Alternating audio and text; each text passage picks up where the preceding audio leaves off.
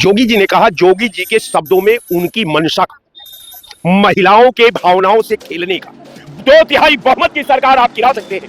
तमाम स्टेटों में सरकार गिरा करके विधायकों का खरीद फरोख्त करके आप अपनी सरकार बना सकते हैं, लेकिन महिला आरक्षण बिल का आप रक्षा नहीं कर सकते। अरे बचपना में शादी हो जाती थी, इसके क्षण के फेवर में नहीं थे। तुम इसकी आड़ में जो षड्यंत्र रचना चाहते थे वो पूरे विपक्ष को समझ में आ गया था। अगर महिलाओं का हक देना चाहते हैं, अधिकार देना चाहते हो, ईमानदारी से करिए। इधर नमस्कार, आप देख रहे हैं राष्ट्रीय प्रस्तावना। मैं हूं काजल तिवारी आपके साथ। आज हम बात करने वाले हैं कई मुद्दों पर, जो बिल आया महिलाओं के लिए उस पर भी, और जो कल योगी आदित्यनाथ ने बयान दिया उस पर भी, और कांग्रेस के प्रदेश अध्यक्ष अजय राय ने जवाब दिया उस पर भी। कल योगी आदित्यनाथ जी ने बयान देते हुए कहा कि जो लोगों के द्वारा, कांग्रेस के द्वारा जो कृत्य किया गया है वो एक द्रौपदी के चीरहरण जैसा है। बिल्कुल, जोगी जी ने कहा, जोगी जी के शब्दों में उनकी मंशा महिलाओं के भावनाओं से खेलने का, महिलाओं के साथ विश्वासघात करने को लेकर के सारा वो दर्पण उन्होंने क्लियर कर दिया है कि जो उन्होंने आंतरिक भावना जो एक संत की थी, जो एक महाजोगी की थी, ये क्लियर हो गया कि जोगी की आंतरिक मन स्थिति की दहलीज क्या है, उसकी सोच क्या है, समाज के प्रति उसकी भूमिका क्या है, समाज के संविधान के प्रति उसकी जिम्मेवारी क्या है, ये बिल्कुल परफेक्ट हो गया। अब मैं निश्चित तौर पर चैनल पर आपका कह सकता हूं कि जब महिला आरक्षण बिल जब 22 में पास हो गया तो ये कौन महिला आरक्षण बिल आपकी थी? जबकि आप जो है मैनुअल 31 का अगर डाटा का अगर व्याख्या करते हैं, उस डाटे पर आप अपने पक्ष को रखते हैं, तो उसके लिए 2/3 बहुमत चाहिए। और आप जानते थे कि हमारे पास 2/3 बहुमत नहीं थी, तो फिर महिलाओं के साथ विश्वासघात करने का आपने हिम्मत कैसे जुटा ली? 2/3 बहुमत की सरकार आप गिरा सकते हैं। तमाम स्टेटों में सरकार गिरा करके विधायकों का खरीद फरोख्त करके आप अपनी सरकार बना सकते हैं, लेकिन महिला आरक्षण बिल का आप रक्षा नहीं कर सकते। कारण यह है कि आप केवल विधा से खेलते हैं, सम्मान से खेलते हैं, महिलाओं के अस्मत से खेलते हैं, महिलाओं के भागीदारी से खेलते हैं, महिलाओं का संवैधानिक अधिकार से खेलते हैं। अधिकार से खेलते खेलते निश्चित तौर पर आने वाला कालखंड आपका, जब उसका मूल्यांकन होगा आपके सरकार हटने के बाद, तो निश्चित तौर पर मैं मानता हूं कि हिंदुस्तान की जनता आपके सोच पर, आपके कर्म पर, आपके वचन पर लानत महसूस करेगी और धिक्कारेगी कि कौन सरकार हमारे सर पर बैठ करके पूरे विधा का हरण किया, लोकतंत्र का हरण किया, महिलाओं के मर्यादा से खेलने का जरूरत किया। ये आने वाला कल कालखंड आपके कर्मों का, आपके वचनों का, आपका संवैधानिक अधिकार के तहत आपने संविधान का हरण करने का काम किया है। लिहाजा बिल गिर नहीं गई। चुनाव में बिल भी आती है क्या? महिला आरक्षण बिल चुनाव के दरमियान आती है, विशेष सत्र बुलाने के। आपके पास मौका था, आप इस चुनाव से पहले महिला आरक्षण बिल लाते और ये देश को बताते कि हमारे पास बहुमत है और महिला आरक्षण बिल की मैनुअल 31 का कंप्लायंस करने के लिए सरकार पूर्ण रूपेण सफल है। लेकिन आपने तो ये नहीं किया। आपने जनगणना 2012 पर कराएंगे, इनसे पूछे कि 2012 के जनगणना पर आज 14 साल में तमाम मतदाता बढ़े हैं, तमाम लोगों ने बढ़ा है, तमाम की भागीदारी बढ़ी है। तो 14 साल अगर 12 के जनगणना के आधार पर ये बिल पास हो गई होती, तो 14 साल के बीच जो भारत के नागरिक हैं, जो भारत के मतदाता हैं, जो भारत के मौलिक अधिकारों का संविधान में अधिकार लेने की बात है, उनका क्या होगा? एक बार आपने नहीं सोचा? आपने तो ये सोचा कि आप जानते थे कि ये बिल गिरेगी। अब बिल गिराने के नाम पर आपने बिल लाया कि आप ये अगला स्टेटों को संदेश दिया जा सके कि ये कांग्रेस जो है महिला विरोधी है। और ये हम तो कैसे महिला विरोधी? कांग्रेस ने तो प्रधानमंत्री बनाया, कांग्रेस ने राष्ट्रपति बनाया, कांग्रेस ने सुप्रीम कोर्ट का जज बनाया, कांग्रेस ने तमाम बड़े बड़े पदों पर महिलाओं को रखा। तब तो आरक्षण भी नहीं था, तब तो आप भी नहीं थे, तब आपकी पार्टी भी नहीं थी, तब महिलाओं को कांग्रेस ने सम्मान दिया। आप बताइए कि कितने लोगों को आपने कहां कहां दिया है? महिलाओं का कौन सम्मान आपने किया है, जरा उसका डाटा आज 12, 13, 14 साल में आप डाटा बताइए कि महिलाओं के उत्थान के लिए, महिलाओं के शिक्षा के लिए, महिलाओं के भागीदारी के लिए, महिलाओं के संवैधानिक अधिकार के लिए, महिलाओं का जो मौलिक अधिकार के लिए भारतीय जनता पार्टी ने कौन डाटा पेश किया है देश के सामने, वो देश का आवाम जानना चाहती है। योगी आदित्यनाथ ने साफ तौर पर कहा है कि जब हम आरक्षण सीटें लाना चाहते थे, वो जो देश में सीटें हैं उनमें कुछ नहीं करेंगे, उसमें पुरुष का कोई भी हक छीना नहीं जाएगा, ये अलग से सीटें होंगी। तो फिर ये बिल पास क्यों नहीं होने दिया जा रहा? देखिए, महिला में जब आरक्षण है तो महिला में क्यों नहीं आरक्षण दिया जा रहा है? जो आरक्षण है महिलाओं को, जैसे पंचायत चुनाव का जब हमारे उत्तर प्रदेश में होता है तो उसमें महिलाओं को भी आरक्षण है, और जो आरक्षण जाति भी आरक्षण है, तो उसमें क्यों नहीं शामिल किया जाता? खाली महिला आरक्षण किया जा रहा है, तो नहीं, उसमें आरक्षण महिलाओं को, महिला में भी आरक्षण होना चाहिए। अच्छा, जो आज अजय राय, मतलब कि जो कांग्रेस के प्रदेश अध्यक्ष हैं अजय राय जी, उन्होंने अपने जो प्रेस कॉन्फ्रेंस की उसमें उन्होंने बार बार मोदी जी की पत्नी पर वार किया कि मतलब वो अपनी पत्नी को साथ नहीं रखते, उनका सम्मान नहीं करते, तो महिलाओं का क्या सम्मान करेंगे? आपको क्या लगता है, लोकतांत्रिक रूप से किसी की पत्नी को बार बार उस चीज में ढकेलना जिसका राजनीति से मतलब नहीं है, ये सही है? देखिए, ये तो उनकी पारिवारिक बात है, या जो शादी की है वो पहले बचपना में शादी हो जाती किसी कारण से, बस समझ रहे हैं, गोदों में रहते थे शादियां हो जाती, मेरा क्वेश्चन हो जाते थे तो उनको ना पसंद होता था। तो मेरा प्रश्न ये है कि प्रदेश अध्यक्ष के द्वारा देश के प्रधानमंत्री की पत्नी पर सवाल करना बार बार, जिनका राजनीति से मतलब नहीं, किया, ये सही है? देखिए, हम आप कह रहे, थोड़ा मेरी भी बात सुनिए। पहले बचपना में शादी हो जाती थी, इसके बाद वो होने के बाद बहुत लोग छोड़ देते थे, अपने हिसाब से रखते थे। तो आज जो प्रक्रिया उनकी है वो अपने हिसाब से उनको पालन करना चाहिए, आज दूर नहीं रखना चाहिए। चलिए, मेरा बढ़िया सा प्रश्न आपसे है, आज कांग्रेस के जो प्रदेश अध्यक्ष हैं अजय राय जी, उन्होंने बार बार एक वार किया देश के प्रधानमंत्री की पत्नी पर कि जो अपनी पत्नी को अपने साथ नहीं रख सके, उनकी रक्षा नहीं कर सकते, वो महिला आरक्षण बिल की रक्षा क्या करेंगे? तो लोकतांत्रिक रूप से वो पत्नी जिसका मतलब नहीं है, जिनका मतलब नहीं है राजनीति से, उनको बार बार उस चीज में घसीटना क्या सही है? देखिए, ये मजबूरी है अजय राय जी की भी और देश के सारे विपक्षियों की, क्योंकि इस तरीके की टिप्पणी दरअसल शुरुआत नरेंद्र मोदी ही करता है। और अगर अजय राय जी ने कहा है, मैं उस पर तबाह रखूँ या ना रखूँ, मैं उस पर नहीं जाना चाहता, मगर मैं इतना जरूर कहना चाहता हूँ कि जैसे को तैसा, इनकी भी भाषा शैली ऐसी है कि, और रही बात महिला सम्मान की, तो अगर नॉर्मल वे में देखा जाए, पत्नी छोड़ी और ये कहा कि देश के लिए छोड़ी, मगर आप बना रहे थे वहाँ पे विदेशों में एप्स्टीन फाइल, तो कहीं ना कहीं ये सवाल तो आएंगे। एप्स्टीन फाइल में ऐसा कुछ निकल के नहीं आया, बस वो मौजूद थे, ऐसा है, बस नाम है वो। ऐसे तो राहुल गांधी और इंदिरा गांधी सबका नाम है, नहीं, किसी का नाम नहीं। हम मधु किशोर जी ने कहा है, जिस दिन मेरे खिलाफ FIR करने की नरेंद्र मोदी ने कोशिश की तो मैं पूरे सबूत दे सकता हूँ, पूरे सबूत के साथ मधु किशोर जी ने कहा, मैं बता सकती हूँ। सवाल यहाँ ये नहीं है, सवाल ये है कि वाकई में महिलाओं के लिए है।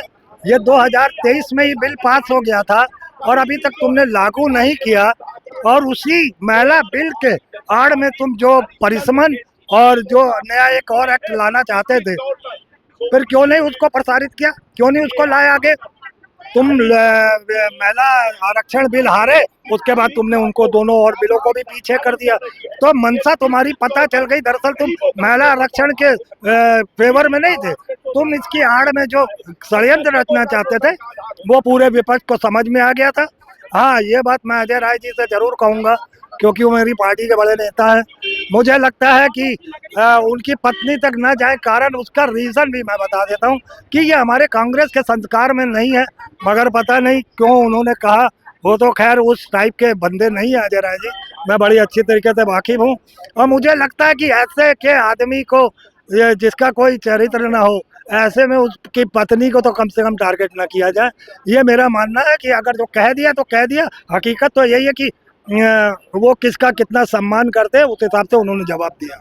महिला आरक्षण बिल आया है, ये पेश नहीं हो पाया, और इस पर योगी आदित्यनाथ जी ने कल प्रेस कॉन्फ्रेंस की और उन्होंने कहा कि ये विपक्ष के द्वारा जो कृत्य किया गया है ये बर्दाश्त करने लायक नहीं है। इन्होंने, ये पूरी पार्टी ही महिला विरोधी है।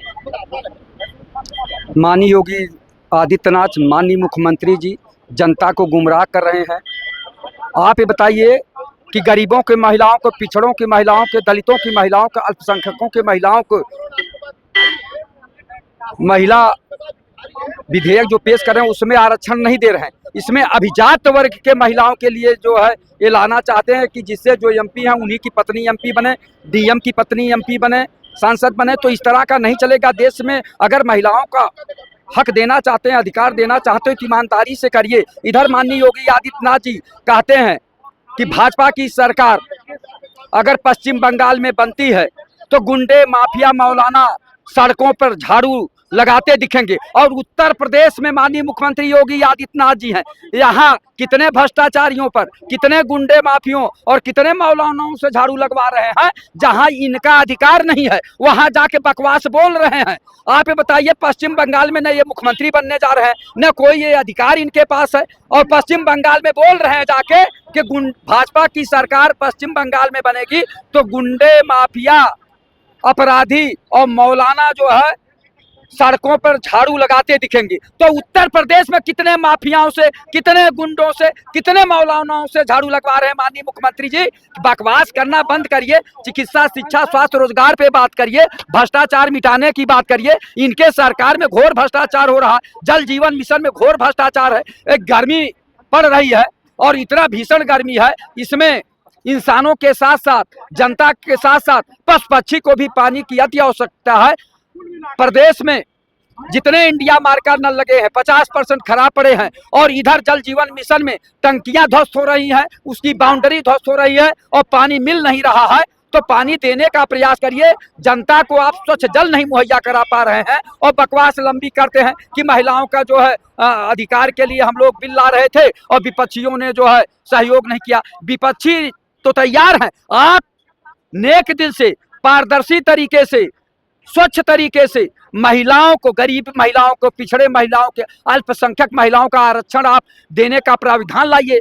सारे लोग जो है तैयार हैं, लेकिन आप केवल सवर्णों को फायदा पहुंचाना चाहते हैं। यानी अभिजात वर्ग की बात कर रहा हूं। एक अभिजात वर्ग होता है, उनके लिए आप जो है केवल यहाँ पर आपने बात की सवर्णों को फायदा पहुंचाना चाहते हैं, तो अभी कुछ ही मंथ हुए हैं यूजीसी को लेकर इतना बवाल हुआ है जो कि सवर्णों के विपरीत ही था।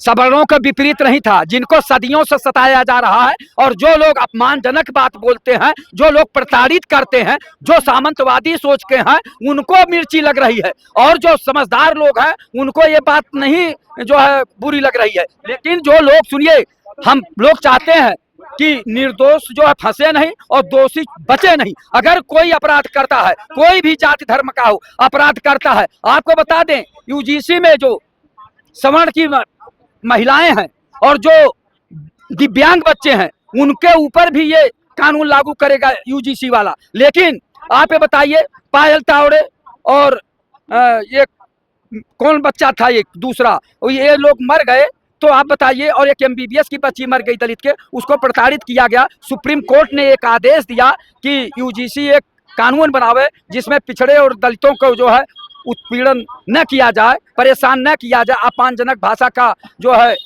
प्रयोग न किया जाए, उसके लिए बनाया। और उसके बाद हो हल्ला जो है, जैसे जो है सवर्ण समाज जो है पूरा धरती अपने सर पे उठा लिया, पहाड़ जैसे टूट पड़ा। आप ये बताइए, नेक दिल से सोचिए कि जब आप इस तरह की भाषा न बोलते तो क्यों ये कानून बनाने की जरूरत पड़ती। आप बताइए कि किस तरह से जो है परेशान किया जा रहा है, और आज भी सामंतवादी सोच वाले वही काम करते हैं। तो उस पर लगाम लगाने की बात हो रही। महिला आरक्षण बिल लाइए, सभी लोग चाहते हैं, लेकिन पिछड़े और दलितों और जो वंचित समाज के महिलाओं के लिए भी उसमें स्थान दीजिए। स्वागत है, कोई विरोध नहीं करेगा। कौन विरोध कर सकता है? अच्छे बिल का सभी लोग समर्थन करते हैं। जी, जो बिल पेश नहीं हो पाया महिलाओं के लिए, इस पर आप क्या कहें? इसका देखिए, जो है से महिला बिल अगर नहीं पारित हुआ तो इसकी जिम्मेदार समाजवादी कांग्रेस, नंबर 1। नंबर 2, ये महिला बिल लाने के पहले जाति जनगणना अगर कांग्रेस और समाजवादी ने कर दी होती तो आज ये दिक्कत नहीं होती, क्योंकि समाजवादी कांग्रेस भाजपा पर, भारतीय जनता पार्टी मोदी सरकार पर ही ठोकरा फोड़ रही है। क्योंकि इन 3 बार मुख्यमंत्री माननीय मुलायम सिंह जी रहे, 1 बार रक्षा मंत्री रहे, और 4 बार बहन कुमारी मायावती जी में मुख्यमंत्री रहे, और 2004 से 14 तक कांग्रेस सेंट्रल में गवर्नमेंट रही, और आज तक जो है जाति जनगणना ये लोग नहीं करा पाए। तो जाति जनगणना जब नहीं करा पाए तो बगैर जाति जनगणना की महिला बिल जो है लगना अधूरा है। और जाति जनगणना के आधार पर जब महिला बिल लागू होगा तो सबको जो है लाभ मिलेगा। और यह जाति जनगणना की अगर महानायक है, किसी ने बात लगातार उठाई है तो श्रीमती माननीय अनुप्रिया पटेल जी ने उठाई है। जयप्रिया पटेल जी ने लगातार जो इस बात जाति जनगणना की उठाई है लोकसभा और राज्यसभा में, और जो है पिछड़ा वर्ग आयोग को भारतीय जनता पार्टी की सरकार ने संवैधानिक दर्जा दिया। कहने का हमारा मतलब है कि वही एक दशा है कि नाचे कि नहीं तो आंगन टेढ़। तो समाजवादी पार्टी के मुखिया माननीय अखिलेश यादव जी और कांग्रेस के मुखिया माननीय राहुल गांधी जी, ये जो है विरासत में गद्दी तो पा गए हैं, बाकी बुद्धि और मुद्दा बेहीन है। अब रह गया सवाल, जाति जनगणना भी होगी और मोदी सरकार जो है महिला आरक्षण बिल भी लागू होगी। ये लोग जो है महिलाओं को कभी नहीं भला चाहा, ओबीसी का कभी नहीं भला चाहा, एससी का कभी नहीं भला चाहा, माइनॉरिटी का कभी भला नहीं चाहा। जो किसी का कोई भला नहीं चाह सकता है वो भलाई की बात सोचेगा कहाँ से। और रह गया जाति जनगणना भी होगी और मोदी सरकार महिला बिल भी लागू होगी। और हम तो कहते हैं समाजवादी पार्टी कांग्रेस को, तो जनता को जो है महिलाओं को बकआउट करना चाहिए, इनको वोट न महिलाओं को देना चाहिए। अगर महिला वोट दें तो सीधे भारतीय जनता पार्टी को दें कि सबके हक और सबके अधिकार की और सबके सौहार्द की जो है भारतीय जनता पार्टी ने बात करने का काम किया है। इन लोगों का क्या काम रह गया है? हमारी ही दाढ़ी काटते, हमारी ही टोपी पहनते, हमारी ही फोटो कहीं जाते समाजवादी कांग्रेस वाले, और हमारी ही गर्दन काटते, कहते भाजपा तुम्हारी दुश्मन, तुमने हमको क्या दिया है, इसी से आप क्या कर लीजिए। बाकी ऐसा कुछ नहीं है आने वाले समय में। जी आपका नाम क्या है? शराफत अली। अच्छा ठीक है, आपसे मेरा एक और क्वेश्चन है। आज अजय राय की प्रेस कॉन्फ्रेंस थी, प्रदेश अध्यक्ष हैं जो, उन्होंने अपनी पूरी प्रेस कॉन्फ्रेंस में 80% सिर्फ और सिर्फ मोदी जी की पत्नी के ऊपर बोला है कि मतलब वो मोदी जी को बोला कि वो अपनी पत्नी के साथ पत्नी का सम्मान नहीं किया, जिनसे शादी की, जिनको ब्याह, वो उनके साथ उनकी एक भी फोटो तक नहीं है। वो नारी सम्मान की बात क्या करेंगे, इस पर आप क्या कहेंगे? देखिए ऐसा है, मोदी जी देश के प्रधानमंत्री हैं और पति पत्नियों का मामला है, इससे हमारा कोई लेना देना नहीं है। अजय राय ने जो टिप्पणी की, अजय राय के भी बारे में सुन लीजिए। अजय राय पहले थे संघ में और संघ से फिर निर्दलीय विधायक बन के आए और भाजपा सरकार में मंत्री रहे और तब कांग्रेस में गए। दूसरी चीज रही है, यही जब कांग्रेस और समाजवादी का गठबंधन हो रहा था तो अखिलेश यादव ने कहा था अजय राय को कि हम इरकुटों चिरकुटों से क्या बात करें, हमको बात करना होगा तो सीधे राहुल गांधी जी से बात करेंगे। तो जब अजय राय जी एक 5 बार के विधायक उत्तर प्रदेश सरकार में मंत्री रहे, तो जब अखिलेश यादव ने उनको इरकुट चिरकुट बता दिया, तो जब उनसे नहीं सवाल पूछ पाए तो मोदी जी पर, तो मोदी जी को तो लोग जो है 15 साल से लगातार गाली दे रहे हैं और मोदी जी जो है सुन रहे हो तो और जो देश पे शासन कर रहे हैं। मतलब मोदी जी को आदत लग गई है? आदत नहीं लग गई है। एक लोग गाना गाते थे, हम लोग जो कड़ाई में गाते थे कि चलती है गाड़ी उड़ती धूल, जलते हैं दुश्मन खिलते हैं फूल। तो अजय राय जी उत्तर प्रदेश के प्रदेश अध्यक्ष हैं, उत्तर प्रदेश सरकार में पूर्व राज्य मंत्री रह चुके हैं, हम उन पर बहुत बड़ी टिप्पणी नहीं करेंगे। बाकी अजय राय जी से ये जरूर कहेंगे कि एक देश का प्रधानमंत्री है, 3 बार मुख्यमंत्री रहा है, 3 बार प्रधानमंत्री रहा है, इतना बड़ा अजय राय जी का जो है मोदी जी पे कटाक्ष न करना चाहिए। हमारा यही उनसे कहने का मतलब है। आपको 100 जन्म लेना पड़ जाएगा, आप मोदी नहीं बन पाओगे। मोदी एक भगवान का अवतार है और विश्व में उसका जो है डंका बज रहा है। यही देश के प्रधानमंत्री माननीय मनमोहन सिंह जाते थे तो इंडिया का नाम बताना पड़ता था, और मनमोहन सिंह मोदी जी जिस देश को जाते हैं तो वहाँ जो है एयरपोर्ट पे ही कालीन मोदी जी के लिए ही कालीन पड़ जाती है। इसी से आप व्याख्या कर लीजिए। तो अजय राय जी इतनी बड़ी टिप्पणी न करें, वो भी भाजपा से निकल के गए हैं। देखिए अब इनको पता नहीं है, इनको पता नहीं है। सुनिए, मनमोहन सिंह के विषय में क्या बोल गए जो अर्थशास्त्री हैं, उन्होंने कह दिए थे, उनके एक टुक्का ज्ञान नहीं है हमारे प्रधानमंत्री जी को। ये जुमला बतियाते हैं, वो जुमलेबाज नहीं है, वो जुमलेबाज प्रधानमंत्री नहीं थे। उन्होंने जहिया नोटबंदी किए थे ना, तो मनमोहन सिंह कहे थे कि आप देश नहीं चला पा सकते। इनकी बात से आप सहमत हैं? रुकिए, अब आइए। ये उसी दिन मनमोहन सिंह जी कह दिए थे, पूर्व प्रधानमंत्री, कि आप देश नहीं चला सकते। आज रुपया का क्या हैसियत हो गया है भारत के। यही जब मुख्यमंत्री थे गुजरात में, 1 रुपया गिरता था तो चिल्लाते थे कि हमारे भारत के प्रधानमंत्री क्या कर रहे हैं, वित्त मंत्री क्या कर रहे हैं। आज तो स्वयं आप प्रधानमंत्री, आप क्या कर रहे हैं? ये आप क्या कर रहे हैं जो रुपया गिरता जा रहा है? आपकी कहाँ रणनीति फेल हो गई? उल्टा खाली जुमले से काम नहीं चलेगा। अगर आपको देश चलाना है तो संवैधानिक रूप से पढ़ो पहले कि कैसे देश चलेगा। वो तो ठीक है, भारत में एक प्रथा है, अंगूठा छाप भी प्रधानमंत्री बन सकता है, अंगूठा छाप भी विधायक बन सकता है। तो मान लीजिए उसी अंगूठा छाप में है हमारे देश के प्रधानमंत्री जी, जिन्होंने आज तक बहुत से पार्टी के लोग डिग्री उनके मांगे, बहुत से मीडिया वाले मांगे, नहीं दिखा पाए। आज हम पढ़े हैं तो आप हर जगह अपना डिग्री दिखा देते हैं। नौकरी करने जाएंगे वहाँ दिखा देंगे, कोई मांगेगा वहाँ दिखा देंगे, मगर ये इनको पता नहीं कि हमारे देश के प्रधानमंत्री जी की क्या पढ़ाई के विषय में क्या उनका ज्ञान है, क्या ज्ञान देते हैं भारतवासियों को। उनके एक मिनट एक मिनट कहने के लिए तो ये कुछ भी कहे, बाकी देश के प्रधानमंत्री मोदी जी ने रिकॉर्ड तोड़ा, 3 बार मुख्यमंत्री और 3 बार प्रधानमंत्री। इसी से आप व्याख्या कर लो, जो तब के लहू से निकल के आया है और देश का और दुनिया का सम्मान किया है। और सबसे पहले तो मैं यही, हम भी मुसलमान हैं और मुसलमानों से गुजारिश करना चाहेंगे ये किया तो दो तो भारतीय जनता पार्टी दो, और भारतीय जनता पार्टी को वोट न दो तो सीधे असरुद्दीन ओवैसी को दो। यही बंगाल में और उत्तर प्रदेश में अखिलेश यादव, बंगाल में ममता ने और बिहार में तेजस्वी ने केवल मुसलमानों से दरी बिछवाने का काम किया। जब हिस्सेदारी की बात करो, भाजपा तुम्हारी दुश्मन है, भाजपा तुमको पाकिस्तान भेज देगी। एक डेढ़ भाई बना के इन लोगों ने मुसलमानों से सपा और कांग्रेस वालों ने, बिहार में तेजस्वी और बंगाल में ममता ने किया। बाकी मुसलमान अब दरी नहीं बिछाएगा। आने वाले समय में मुसलमान भारतीय जनता पार्टी में जाएगा असरुद्दीन ओवैसी के साथ। यही देश के प्रधानमंत्री माननीय मोदी सरकार ने कहा कि मुसलमान भाइयों एक हाथ में लैपटॉप लो, एक हाथ में कुरान लो। योगी सरकार ने कहा कि एक हाथ में कलम लो, एक हाथ में कॉपी लो। तमाम मुसलमान बच्चे आज IAS, PCS, वकील, डॉक्टर, प्रोफेसर, जज सब बन के निकल रहे हैं। तो इसी से आप अनुमान लगा लीजिए। जैसा कि हमने यहाँ जनता के बीच बात की और कई बातें UGC पर भी बात हो गई, महिला आरक्षण बिल पर भी बात हो गई और कई मुद्दे निकलकर सामने आई, कई जानकारियां निकलकर सामने आई। हमने हर जानकारी आप तक पहुँचाई। आप देख रहे हैं राष्ट्रीय प्रस्तावना। मैं हूँ काजल तिवारी, कैमरामैन विकास के साथ।